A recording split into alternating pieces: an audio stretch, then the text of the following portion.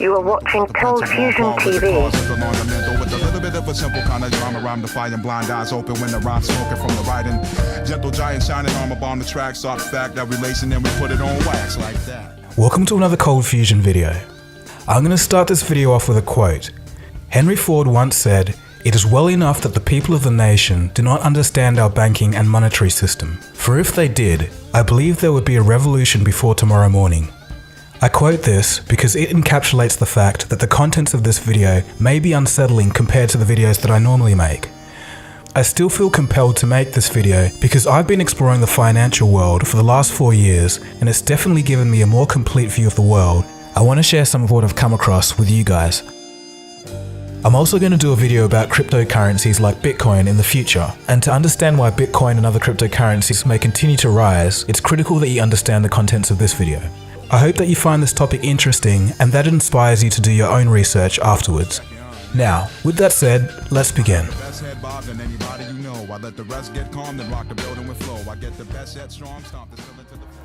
So who controls all of our money? It's a simple question. We all know that you and I don't control it. Our employees don't control it. The companies that they work for don't control it. So who does? Where does it even come from in the first place? I'll give you a hint. Money does not come from the government. It's a seemingly obvious question that's never asked or taught in schools for some reason. Unfortunately, most people's lives are basically dedicated to money. It's all people ever worry about or talk about. We go to school to learn basically how to go to university, to learn the skills to get a good job, so that we can trade hours of our lives, all for this thing called money. So why wouldn't you want to know where money comes from and who issues it? Today, in this very special video, you're about to find out the answer to the question of who controls all of our money. People today can tell something isn't quite right with our financial system, but they just can't put their finger on it. Some people think it's the failure of government, others think that it's the failure of capitalism itself. This video should clarify a few things.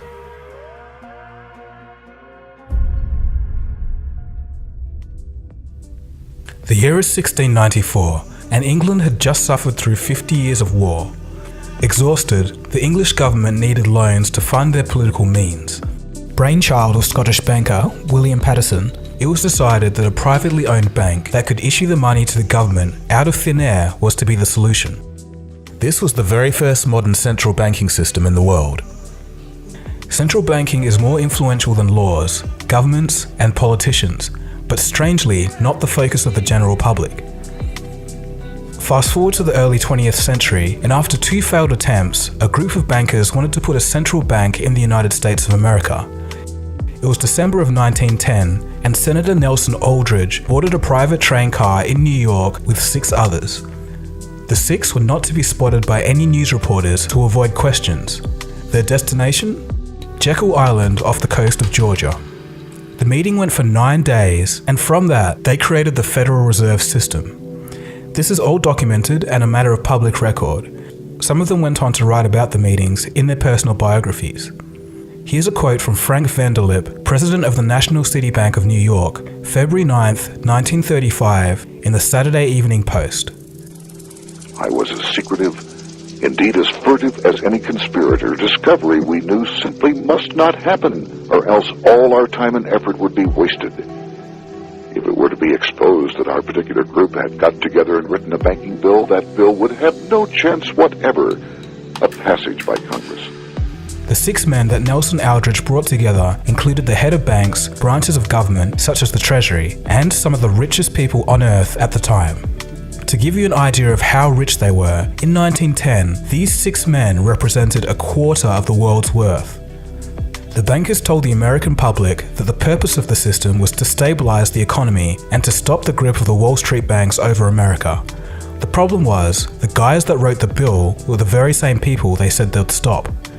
If they succeeded, it will give a small group of men the ability to create money from nothing and loan it to the American government with interest.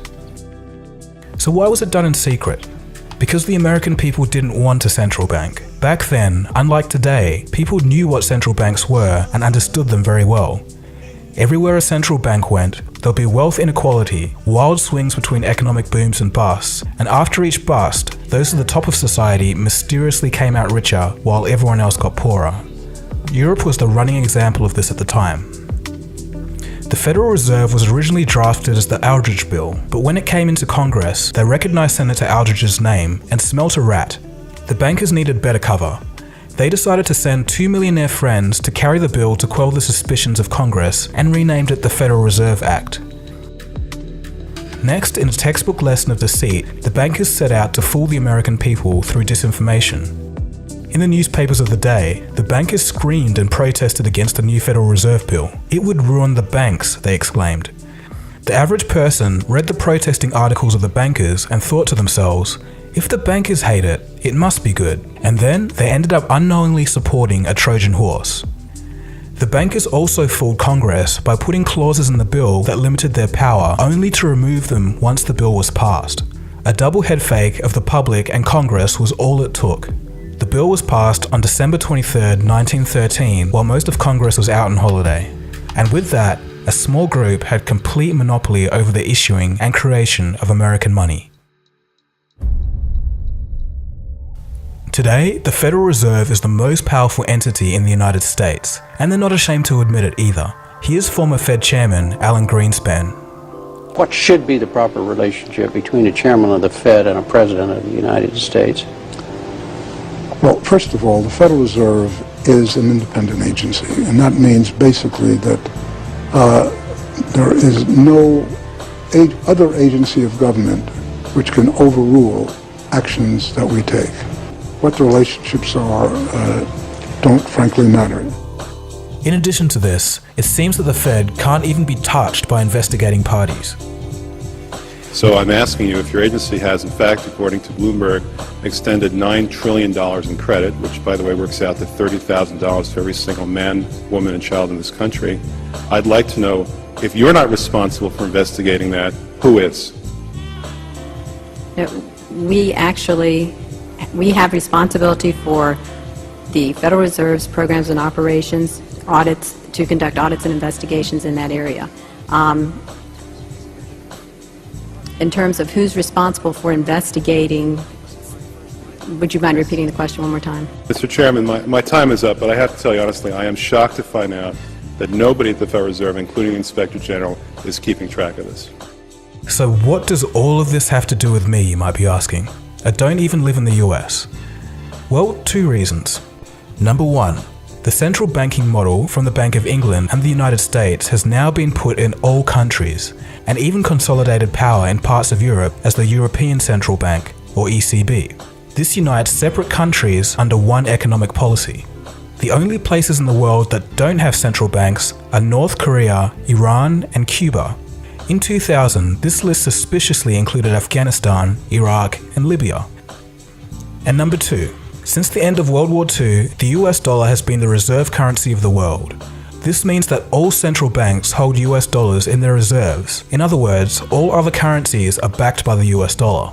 This directly links your country to the Federal Reserve's monetary policy in America. More on this later. When the post-World War II monetary system, called the Bretton Woods system, was created, all US dollars were backed by and exchangeable for gold. A byproduct of this was that currencies used to be very stable in relation to each other. Before that, all the countries, the exchange rates were fixed, and year after year you could predict what prices were going to be. You could start a business elsewhere, know if you could calculate profits. Business was much, much easier before floating exchange rates. Unfortunately, in 1971, due to a falling US dollar, international capital flows into gold, and the funding of the Vietnam War, President Nixon took the US dollar off the gold standard. I have directed Secretary Connally to suspend temporarily the convertibility of the dollar into gold or other reserve assets. Now the dollar was floating and backed by nothing, and has been ever since. Okay, so let's think a little. If the US dollar is backed by nothing, but the world's reserves are backed by the US dollar, intrinsically, since 1971, doesn't this mean that all currencies are now backed by nothing tangible, only trust in the American government? Well, this is correct. Money backed by nothing is known as fiat currency. Fiat in Latin means let it be done. In other words, the government says it is money, so it is. A consequence to having money backed by nothing is that whenever the Federal Reserve creates money, it dilutes the currency supply of all other nations because their reserves are backed by the US dollar. All countries' reserves are worth less each time money is created. In the past few years, the Federal Reserve has printed trillions of dollars, and countries like Russia and China have noticed this. As a reaction to the money printing, these countries have been selling US dollar reserves and buying gold over the same period. But wait a second. Some of you clever thinkers out there may have asked yourself, if every currency on Earth is backed by nothing, how am I able to pay for things? Well, as it turns out, the whole economic system today is running because it's backed by faith. Faith that you can exchange your unit of currency for goods or services. In a way, part of that faith comes from the fact that not many people actually know where money comes from. We're about to find that out in this video. A central bank is essentially the entity that manages a nation's money supply, and it can loan money to the government with interest. In the United States and most other countries, it works like this. When the government needs more money than they receive from taxes, they ask the Treasury Department for money. The Treasury then receives an IOU or bond from the government. The Treasury, through the banks, gives this IOU to the Federal Reserve. The Fed then writes a check for this IOU and hands it to the banks. At this exchange at the banks, money is created and it can be used to pay government bills. So hang on, where does the Fed get the money to be able to write this check? They get this money from nowhere. They literally just invent it. Here's a quote from the Boston Federal Reserve. Quote, "When you or I write a check, there must be sufficient funds in our account to cover the check. But when the Federal Reserve writes a check, there is no bank deposit on which that check is drawn. When the Federal Reserve writes a check, it is creating money." End quote. So in essence, they're writing a check and creating money from an account that has no money in it. The money the Federal Reserve creates can be used as legal tender to buy things and eventually makes its way into the real economy. If you and I did that, we'd go to jail for fraud, but they can do it because they invented the system. This is the same system used throughout the world today. Another part of this money creation happens at the commercial bank side. Every time you take out a loan to buy a house, car, or TV, banks create money out of nowhere to give you this loan, and you still have to pay interest on it. And don't just believe me when I say that. Hear it for yourself from the horse's mouth, the people running the system. Graham Towers, former governor of the Central Bank of Canada, states, quote, "Each and every time a bank makes a loan, new credit is created, new deposits, brand new money." End quote. Paul Tucker, Deputy Governor of the Bank of England, quote, "Banks extend credit by simply increasing the borrowing customer's current account." End quote. So what they're basically saying is that each time the bank makes a loan, the bank doesn't use other people's deposited money and give it to you. It creates new money. In modern times, this means typing digits into a computer. 97% of all money is digitally created like this. Only 3% is the physical cash and coins that we carry. Another crazy thing that commercial banks can do is lend out 10 times more money than they actually have in reserves. This is called fractional reserve lending. So who wrote this ridiculous system into law? For the United States, it was part of the Federal Reserve System drafted in 1913. And again, this is the same system used throughout the world. So what's the issue? Why should I even care? Well, there's consequences. When more loans are given out, more money is created, and the rest of the money in circulation is worth less and less as the years go on. This is known as inflation. In a way, inflation is basically a tax that we all pay for the fraud of money printing. Easy money now in exchange for tax on our future generations. It's also why in 1950, a house used to cost $7,000 and a car, $2,000. Obviously, this is no longer the same today. Things will always keep getting more expensive as long as this system is in place. This was actually kind of okay because wages grew in relation to inflation until about 2008. Why this stopped happening is a story for another day. So things are already pretty crazy, but they get even crazier. The more you look into it, the stranger things become. So remember how we were talking about how central banks and commercial banks can create money out of nothing? This procedure actually does create something. It creates debt. Let me explain. When you take out a loan, it's written down as an asset in the bank as a negative form, kind of like a negative value of money, or otherwise known as debt. Under this system, debt is actually money. And again, don't just listen to me. Mariner Eccles, former governor of the Federal Reserve, states, quote, "If there were no debts in our money system, there wouldn't be any money." So in essence, instead of gold being the backbone of our economy, it's now debt. The system we're under now is sometimes referred to as the debt-based monetary system. It requires that debt always grows. Countries and people must become deeper in debt so that there's more money in the system, because remember, debt is money. If people and governments stop borrowing money and pay back loans, the debt doesn't grow, the money supply shrinks, and the system falters. It truly is bizarre, but we all live in this system each and every day. The Federal Reserve and other central banks control money by adjusting its supply and how much it costs to borrow money, otherwise known as the interest rate. With these tools, and as a consequence of human group psychology, central banks can create booms and busts in the economy at will and also distort and derail an economy by messing with it. Let's take a quick case study.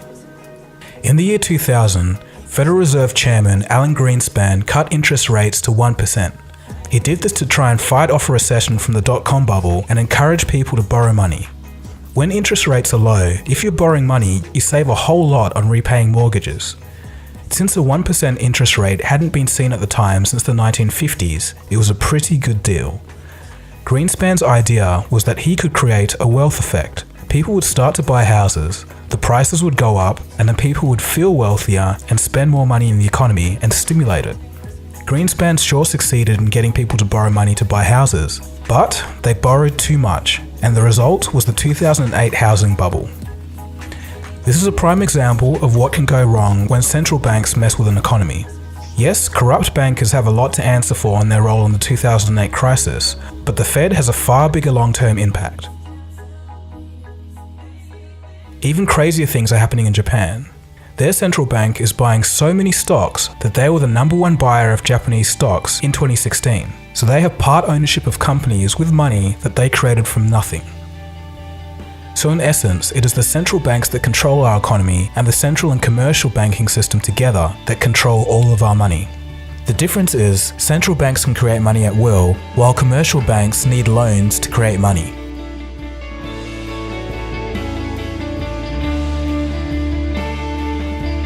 To give you an idea of people's views of central banking when people actually knew what central banks were, here's a couple of examples.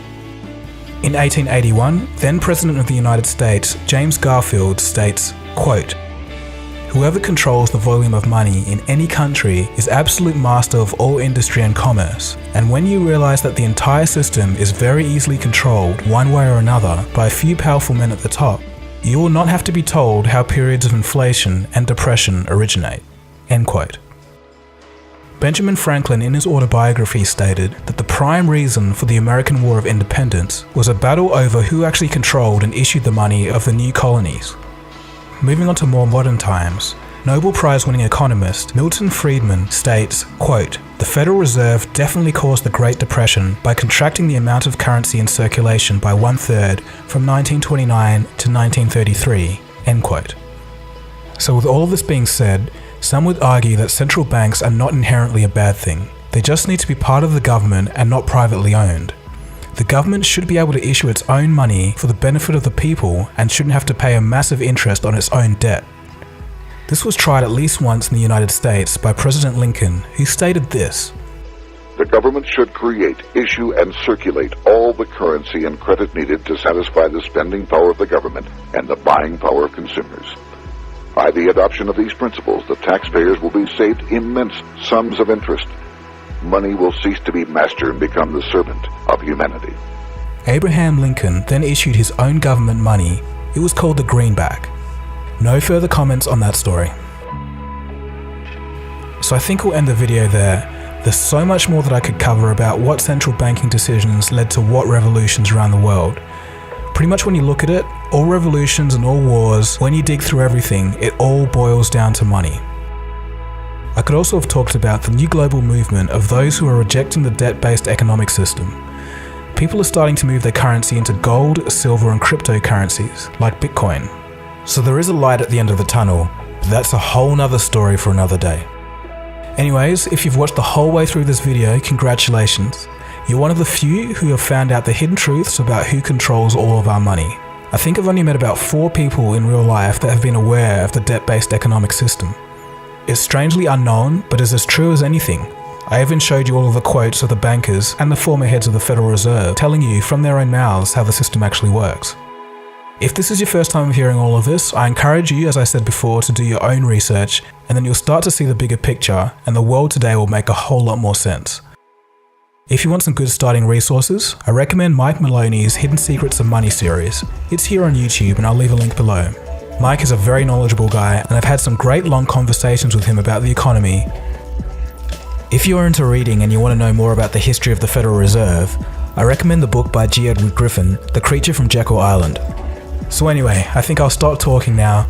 Thanks for watching this video. This has been Dagogo. You've been watching Cold Fusion. Feel free to subscribe to this channel if you're new. This isn't the stuff I normally make, but I think you'll like the other stuff anyway. I really hope you learned something from this video, and I'll see you again soon for the next video.